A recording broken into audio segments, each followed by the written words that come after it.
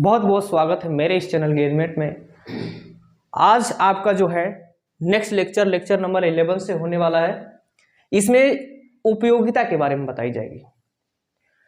आज का जो मोटिवेशनल कोर्स है कि जीतने के लिए हमें कलम की नहीं, हमें हौसलों की जरूरत होनी चाहिए। और आज हम जीतेंगे भी और पढ़ेंगे भी। आज का जो टॉपिक है उपयोगिता है और वह उपयोगिता दो चीजों पर आधारित है। पहला है अवतल और दूसरा है उत्तल। उत्तल दर्पण की उपयोगिता क्या है और अवतल दर्पण की उपयोगिता क्या है, इन दोनों दर्पणों के बारे में हम लोग क्या करेंगे, पढ़ेंगे, समझेंगे। उपयोग के बारे में बात करते हैं। अवतल दर्पण का उपयोग कहाँ किया जाता है, ये जो है अति महत्वपूर्ण प्रश्न है आपके बोर्ड का। एक तो फिक्स है कि आना तय है, बहुत ही ज्यादा इंपॉर्टेंट है, एकदम नोट कर लीजिए। इतना इंपॉर्टेंट है कि आपके पेपर में 100% छपेगा, एकदम कतई आएगा। अब देख लीजिए कि हम बात करते हैं उपयोग के बारे में, तो अवतल दर्पण क्या है, उत्तल दर्पण क्या है। अवतल दर्पण में अगर बात करते हैं, पहला पॉइंट है तो इसका होता है टार्च।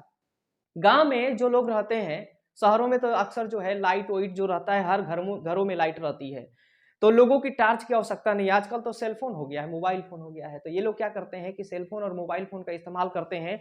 और किसी भी लाइट गुल हो गई, भाग गई, तो क्या करते हैं, ऐसे लेके मोबाइल फोन जो है ऐसे लेके, आपको मैं दिखा दे रहा हूँ एग्जाम्पल के तौर पर। मोबाइल फोन जो है ऐसे लेके टार्च लेके ऐसे देख सकते हैं और देखकर अपनी हर चीजों को क्या कर सकते हैं, खो सकते हैं। आजकल देहात में भी बड़ी आलसी लोग हो गए हैं, और आलसी क्या, बड़ी होशियार लोग हो गए हैं, क्योंकि फालतू पैसा इन्वेस्ट नहीं करना चाहते हैं। फालतू पैसा जो है टार्च पे क्यों इन्वेस्ट करें जब हमारे पास सेलफोने हैं।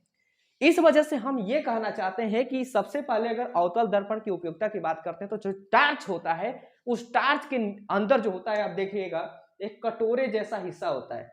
ये जो हिस्सा होता है इसी को हम कहते हैं दर्पण। और यह दर्पण कौन सा दर्पण है, तो यह दर्पण एक अवतल दर्पण होता है। कटोरे जैसा होता है। यहाँ से देखिए, यही जब बल्ब लगा रहता है, जब बल्ब लगा रहता है, और यहाँ पे एक शीशा लगा रहता है। यहाँ से जब लाइट यहाँ पे पड़ती है, तो ये लाइट क्या करती है, प्रकाश जो होती है एक सीध में छोड़ती है, लाके फोकस पे लाके उसको बटोर देती है।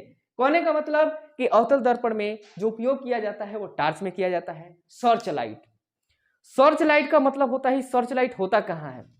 अक्सर जब आप जाएंगे कहाँ पे, आपकी बड़ी मनसा जगह अंदर से कि हमें चलना है घूमने, और घूम कहाँ रहे हैं, घूमने की प्लानिंग कहाँ तय किए हैं, तो प्लानिंग किए हैं गोवा बीच पे। जब गोवा बीच पे ससुर आप पहुंच जाएंगे ना, तो रात के समय एक बहुत बड़ा जो है पिलर खड़ा रहता है। इस पिलर के ऊपर एक लाइट लगी रहती है। ये लाइट क्या करती है कि इतना दूर का कवर, जितना इसका रेंज होता है उतना रेंज में गोल गोल घूमता रहता है। कहने का मतलब ये है कि जितना इसका रेंज रहेगा उतना लाइट मारेगा, और ये एकदम सीधा लाइट मारता है। अगर ससुर को चोरी करके भाग रहा हो, या दूसरे देश का कोई आदमी है अगर भाग रहा हो, तो उसमें क्या कर सकते हैं, उस सर्च लाइट के माध्यम से समुद्रों में देख सकते हैं कि नाव से भाग रहा है, कि मछली के ऊपर बैठ के तैर के भाग रहा है, कि जहाजी में बैठ के भाग रहा है। सर्च लाइट के माध्यम से हम क्या कर सकते हैं, उसको देख सकते हैं। तो सर्च लाइट में भी किसका प्रयोग किया जाता है, अवतल दर्पण का। वाहनों के हेडलाइट में, वाहन जो होते हैं ना, गाड़ियां, अरे गाड़ी 4 व्हीलर 2 व्हीलर, एको व्हीलर नहीं आवला, 2 व्हीलर आता है, ठीक है, 4 व्हीलर, ट्रक ले लो, यहाँ तक अगर बात कर सकते हैं तो ट्रेनों में होता है, यहाँ तक आप बात कर सकते हैं हवाई जहाज एरोप्लेन होता है, उसमें भी आगे एक लाइट लगी रहती है। उसमें किसका प्रयोग किया जाता है, जो है अवतल दर्पण का। जो हेडलाइट होता है, हेडलाइट में भी किसका प्रयोग किया जाता है, अवतल दर्पण। हेडलाइट माने अगर 4 व्हीलर है तो 2 ही लगा रहेगा, अगर 2 व्हीलर है तो एक वो रहता है, बहुत तेजी से फोकस करता है, दूर तक जाता है। आजकल तो बहुत बढ़िया वाला लाइट आ गया है।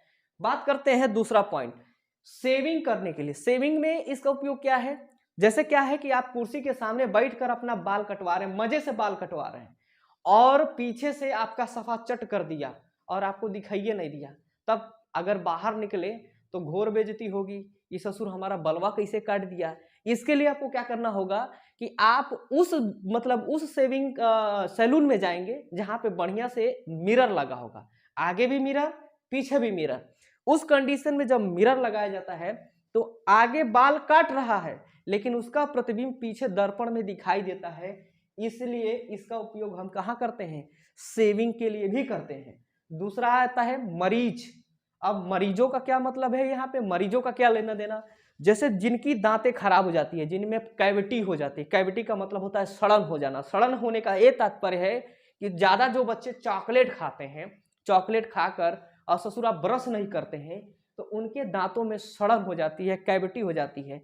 कुछ लोग कहते हैं हमारे दांतों में झंझनाहट होती है, सनसनाहट होती है, यहाँ तक पता नहीं क्या क्या होती है जब ठंडा पानी पी लेते हैं या कोल्ड ड्रिंक पीते हैं। उसके लिए दांतों का जब आप इलाज करवाने जाएंगे तो ससुर डॉक्टर क्या करेगा, एक इतना बड़ा मशीन निकालेगा और उसमें लगा रहेगा दर्पण। वो कौन सा दर्पण, अवतल दर्पण, और उसी से वह देखेगा कि इस मरीज में जो दांत है उस दांत में कितना कितना सड़न हो चुका है। इसलिए उसका प्रयोग क्या करते हैं, हम अवतल दर्पण के रूप में भी कर देते हैं। दूसरा बात करते हैं सौर भट्टी। सौर भट्टी का यह मतलब होता है, सौर भट्टी का मतलब बताते हैं। यहां पर एक क्या होता है, एक लोहे का या किसी भी मेटल का एक डब्बा बनाया जाता है। डब्बे का मतलब होता है कंटेनर होता है। इधर सब जो है सब अवतल दर्पण लगा दिया जाता है। ये जो है अवतल दर्पण उस दिशा में होता है जिस दिशा में सूरज की रोशनी पड़ती है। जैसे इस पे सूरज की रोशनी पड़ेगी पूरा फोकस हैजा मारता है, हैजा मारता है, और यहां से यहां पे जब जाती है पूरा सूरज की प्रकाश, तो ये ससुर गर्म हो जाता है और इसके अंदर भरा जाता है पानी, और इस पानी से हम भाप बनाते हैं। इस भाप के माध्यम से हम टरबाइन घुमाकर बिजली पैदा कर लेते हैं, या इस भाप के माध्यम से हम खाना बनाते हैं। इसका सबसे बढ़िया उदाहरण जो है शिरडी के साईं मंदिर, आप देख सकते हैं, आप गूगल पे सर्च कर सकते हैं, यूट्यूब पे भी देख सकते हैं। वहां का जो मेगा किचन है ये सौर भट्टी पर आधारित है। इसमें क्या होता है, प्रकाश आता है, दर्पण पे पड़ता है, टकराने के बाद इसको क्या करता है, हीट करता है, और इसी हीटिंग इफेक्ट के माध्यम से पूरा भोजन पकाया जाता है। ससुर वहां पर बिजली, कहीं बिजली बाहर से नहीं आती है, न वहां पे खाना बनाने के लिए गैस का इस्तेमाल किया जाता है। प्योरली किसका इस्तेमाल किया जाता है, सूरज की रोशनी। मतलब वो पूरा मंदिर किस पे आधारित है, सौर ऊर्जा पर आधारित है, और एक तरह से कह सकते हैं वो सौर भट्टी वहां पे चलाई जा रही है। तो सबसे बढ़िया उदाहरण आप देख सकते हैं। ये रहा हमारा अवतल दर्पण का उपयोगिता। बात करते हैं उत्तल दर्पण की। उत्तल दर्पण में एक ही याद रख लीजिए, बड़ी इंपॉर्टेंट है। जो गाड़ियां होती हैं, जैसे ड्राइवर जहां बैठता है उसके बगल में एक शीशा लगा रहता है। उस शीशे के माध्यम से देखता है कि कौन सी गाड़ी उसको ओवरटेक कर रही है। ओवरटेक समझते हैं आप, तो बहुत होशियार होंगे क्योंकि आप गाड़ी चलाते भी हैं। तो ओवरटेक का मतलब होता है कि जो गाड़ी आपके पीछे है और वो आगे आना चाहती है। ससुर जब ओवरटेक करेगी, आगे रास्ता रहेगा तब ना आप देंगे, तब उसमें आप देखते हैं। अब देख कर फिर सामने आप देखते हैं कि आपको रास्ता है कि नहीं, कि उसको आप रास्ता दें। ये हो गया। कोई एम्बुलेंस, एम्बुलेंस ध्यान दीजिए, मैंने लिखा है एम्बुलेंस। कोई एम्बुलेंस की गाड़ी आपके पीछे है तो देखिएगा एम्बुलेंस के फ्रंट पेज पे, जो फ्रंट सामने होता है एकदम सामने, बड़े अक्षरों में लिखा रहता है एम्बुलेंस। ई नहीं लिखा रहता है, हाई से लिखा रहता है, इससे लिखा रहता है। और इसको हम इस रूप में दिखाते हैं। कैसे दिखाते हैं, बगल वाला जो मिरर होता है, जो दर्पण लगा होता है, उस दर्पण में उसका सीधा प्रतिबिंब प्राप्त हो जाता है, क्योंकि ये क्या होता है, उल्टा लिखा रहता है। किसमें, एम्बुलेंस के सब सामने एकदम फ्रंट पे जो है एम्बुलेंस जो वर्ड लिखा गया है, यह वर्ड उल्टा होता है। और जैसे ही हम अपने बगल वाले मिरर में देखते हैं तो इसका सीधा और क्लियर तस्वीर प्राप्त होता है। इस वजह से हम अपनी गाड़ी को किनारे कर देते हैं और एम्बुलेंस वाली गाड़ी क्या होती है, आगे निकल जाती है। तो ये रहा हमारा उपयोगिता पे आधारित। आपको वीडियो कैसा लगा, अगर अच्छा लगा तो कमेंट जरूर करना भाई, कमेंट करो और चैनल को सब्सक्राइब जरूर करो, क्योंकि इंपॉर्टेंट क्वेश्चन आने वाला है आपके बोर्ड एग्जाम से। अगर छोड़ दिए तो समझ लीजिए कि हमारा दोष नहीं है, बाद में तुम पछताना, क्योंकि आगे समय में ये तो नहीं सोचोगे कि चैनल तो बंद हो जाएगा, नहीं, चैनल चलता रहेगा, ये लगातार चलेगा। और जब आप किसी दिन आप देख लेंगे कि हाँ भाई इंपॉर्टेंट क्वेश्चन था, हमारे पेपर में भी आया, तब तो गया आपका टाटा फीस। और जैसे बोर्ड का पेपर होगा, पेपर हम आपको एनालिसिस भी कराएंगे और बताएंगे कि कौन कौन सा क्वेश्चन जो है आपको छपा था मेरे द्वारा बताए हुए।